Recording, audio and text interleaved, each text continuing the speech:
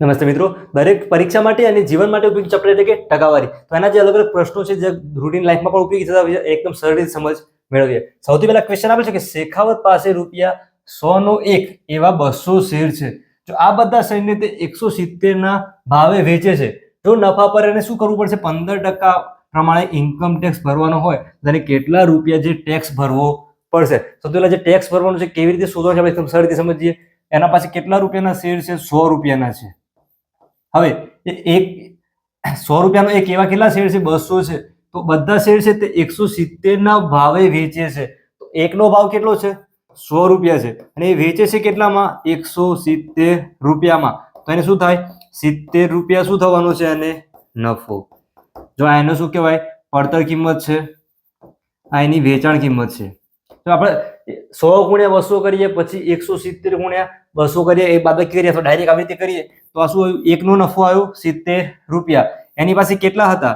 તો 1 ગુણ્યા 70 છે, તો 200 કરવાના છે, તો 200 ગુણ્યા ડાયરેક્ટ કરી દો 70. તો 7 ગુણ્યા 2 એટલે કે 14 અને પાછળ કેટલા જીરો આવશે? 3 જીરો આવશે, એટલે કે 14,000 રૂપિયા એ શું થયું? એનું નફો.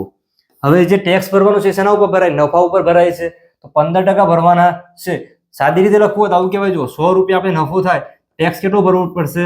15%. એનો નફો કેટલો થયો છે? 14,000 રૂપિયા થયો છે.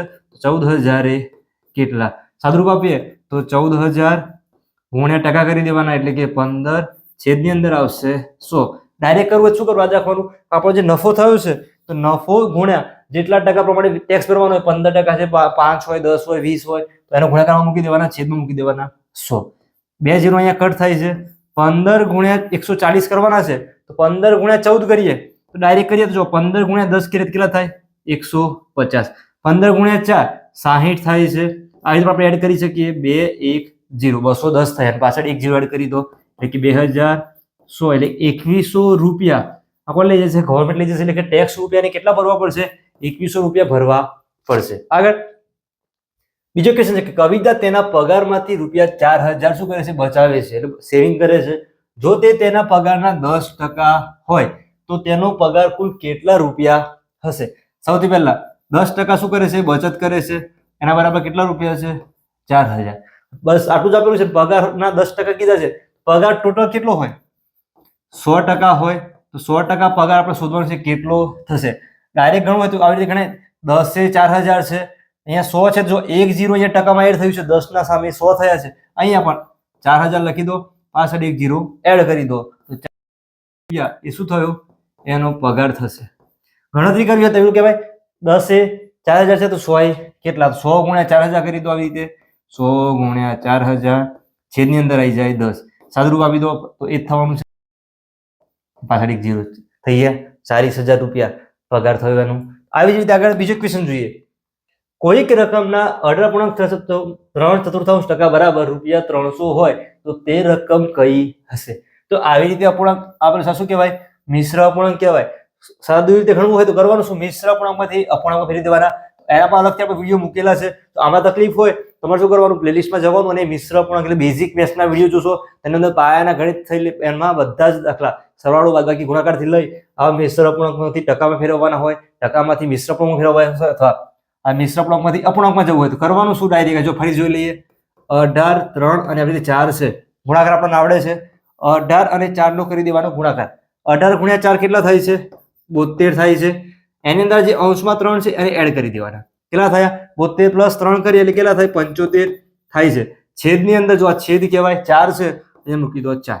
75 ના છેદમાં 4 એ શું થયું? આ જે મિશ્ર અપૂર્ણાંક છે એનું અપૂર્ણાંકનું સ્વરૂપ આપેલા છે. ટકા આપેલા છે. બરાબર કેટલા છે? 300 રૂપિયા હોય તો તે રકમ કઈ?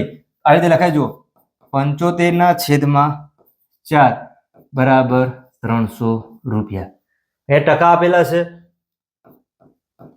ટકાનો સંબંધ દૂર કરશું પડશે, ભાગાકાર કરવો પડશે. તો આજે 75 ના છેદમાં 4 છે એને અહીંયા જો 100 વડે ગુણાકાર કરી દો, અથવા અલગથી લખવું હોય તો કેવી રીતે લખી શકાય? જો 75 ના છેદમાં 4 છે, ગુણાકાર કરી 1 ના છેદમાં 100 લખો. આ બંને સેમ જ કેવા છે? બરાબર અહીંયા આપેલા છે 300. સાદુરૂપ આપીએ. છેદમાં જે બધા છે ક્યાં જશે? સામે જશે. તો 75 બરાબર 300 ગુણ્યા 4 ગુણ્યા 100.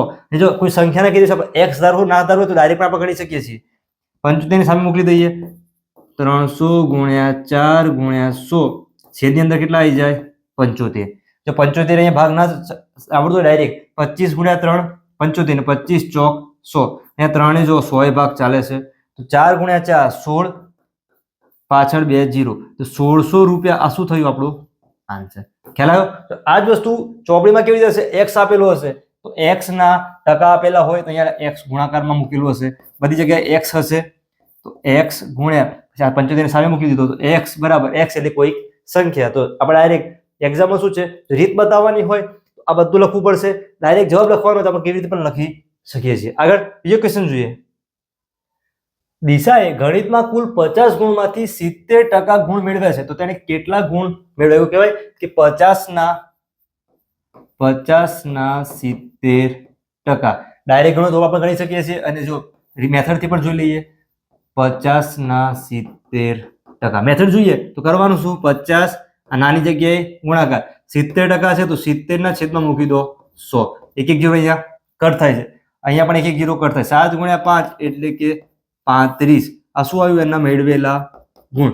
આવી રીતે આપણે ડાયરેક્ટ 50 ના 70% છે. જો ટકાનું સિમ્બોલ હોય તો હંમેશા છેદમાં કેટલા 100 મૂકવા જ પડે છે. ડાયરેક્ટ બે સંખ્યામાંથી એક એક જીરો કટ કરી દો. 7 ગુણ્યા 5 એટલે કે 35. જવાબ એ સેમ જ આવે છે. અને કેટલા ગુણ મેળવ્યા હશે? 35 ગુણ મેળવ્યા થશે. આગળ 150% ને દશાંશ અપૂર્ણાંકમાં ફેરવો. જો આવો સિમ્પલ ક્વેશ્ચન, પરંતુ આમાં શું થાય ગણતરીમાં જો ભૂલ થાય તો આપણો જવાબ ખોટો પડી શકે છે. 150% છે તો પહેલા અપૂર્ણાંકમાં ફેરવી દઈએ. જો 150 ટકાનું સિમ્બોલ જો એડ કરવાનું તો ગુણાકાર કરવાનું 100 જોડે, અહીંયા આપણે દૂર કરવાનું છે તો છેદમાં મૂકી દો 100. સાદું રૂપ આપીએ તો જો એક એક જીરો કટ થાય છે. 15 છે આ રીતે લખાય 5 ગુણ્યા 3 15, 5 ગુણ્યા 2 10, 5 5 કટ થાય. શું બાકી રહ્યું છે? 3 ના છેદમાં 2. આ શું થયું? અપૂર્ણાંક થયું.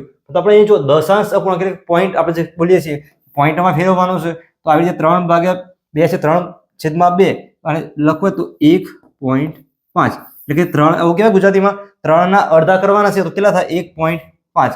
એવી રીતે અહીંયા જ કરવું હોય તો ડાયરેક્ટ 15 ના છેદમાં 10 હતા, ડાયરેક્ટ છેદમાં 10 છે તો 1 પોઈન્ટ કપાય 1.5. જો સેમ આવે જ છે. આ મેથડથી ગણેશ આપણે ડાયરેક્ટ યાદ હોય કે છેદમાં જો 10 હોય તો જમણી બાજુથી 1 અંક છોડીને પોઈન્ટ મૂકવાનો છે, છેદમાં જો 100 બાકી હોય જમણી બાજુથી 2 અંક છોડીએ છીએ. આગળ 500 ના 40% ના 8% બરાબર કેટલા થાય? જો આવો પ્રશ્ન આવી રીતે ઘણો હોય, સંખ્યા આપેલી હોય ટકા પછી ના ટકા એવી રીતે 3000 વખત ટકા આપેલા હોય તો આપણે શું કરીએ? 500 ના 40% શોધીએ, જવાબ આવે છે પછી એના ફરીથી 8% શોધી આવી રીતે 3-4 સ્ટેપ જ ટાઈમ બગડે છે. આપણે કરવાનું શું? ડાયરેક્ટ 500 લઈ લેવાના, ગુણાકાર 40% છે ગુણાકાર 8% છે તો જો ટકાનું સિમ્બોલ દૂર કરી દેવાનું છે, છેદમાં મૂકી દો 100. જેટલા વખત ટકા છે એટલી વખત 100 મૂકી દેવાના. અહીંયા જો 0 જેટલા કટ થાય છે એટલા કટ કરી દો.